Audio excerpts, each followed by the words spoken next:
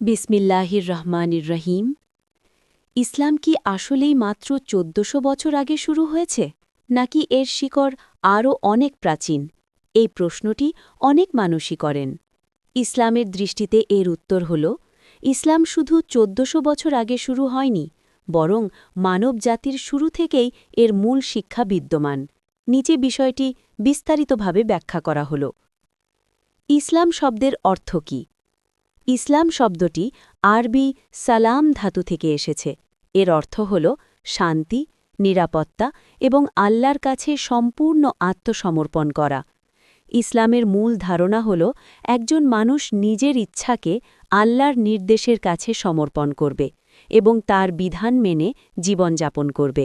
অর্থাৎ ইসলাম কেবল একটি ধর্মীয় পরিচয় নয়, এটি একটি জীবন ব্যবস্থা।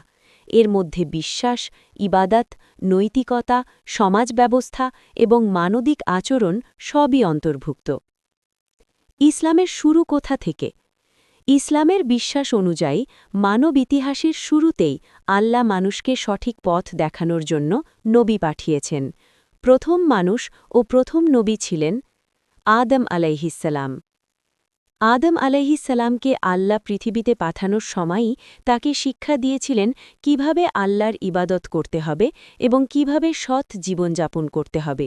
সেই শিক্ষা ছিল তৌহিদের শিক্ষা, অর্থাৎ একমাত্র আল্লাহর ইবাদত করা।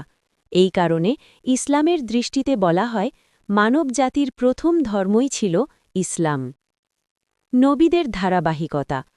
মানুষ সময়ের সাথে সাথে আল্লাহর নির্দেশ ভুলে যেতে থাকে বা বিকৃত করে ফেলে। তখন আল্লাহ আবার নবী পাঠিয়ে মানুষকে সঠিক পথে ফিরিয়ে আনতেন। ইসলামী ঐতিহ্য অনুযায়ী পৃথিবীতে বহু নবী এসেছেন, অনেকে বলেন ১,২৪,০০০ জন পর্যন্ত। কুরআনে যেসব নবীর নাম উল্লেখ আছে তাদের মধ্যে কয়েকজন হলেন নূহ আলাইহিসসালাম, ইব্রাহিম আলাইহিসসালাম, মূসা আলাইহিসসালাম, ঈসা আলাইহিসসালাম।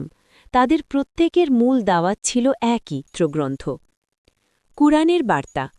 কুরআন মানুষকে ৩টি প্রধান বিষয় শেখায়: তাওহীদ অর্থাৎ এক আল্লাহর ইবাদত, আখিরাত অর্থাৎ মৃত্যুর পরের জীবন, নৈতিকতা ও ন্যায় বিচার।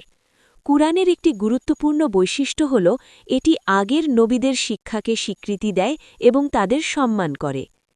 ইসলামকে পূর্ণাঙ্গ ধর্ম কেন বলা হয়? ইসলামকে পূর্ণাঙ্গ ধর্ম বলা হয় কারণ এটি শুধু আধ্যাত্মিক বিষয় নয়, বরং জীবনের সব ক্ষেত্রের জন্য নির্দেশনা দেয়: ব্যক্তিগত নৈতিকতা, পরিবার ব্যবস্থা, অর্থনীতি, সমাজনীতি, বিচার ব্যবস্থা। এই কারণে মুসলমানদের কাছে ইসলাম শুধু ধর্মীয় আচার নয়, বরং একটি পূর্ণ জীবন ব্যবস্থা। ইসলামের বিস্তার। মুহাম্মদ সাল্লাল্লাহু আলাইহি ওয়াসাল্লামের মৃত্যুর পর ইসলাম দ্রুত পৃথিবীর বিভিন্ন অঞ্চলে ছড়িয়ে পড়ে। আরব উপদ্বীপ, পারস্য, উত্তর আফ্রিকা, স্পেন, ভারতীয় উপমহাদেশ।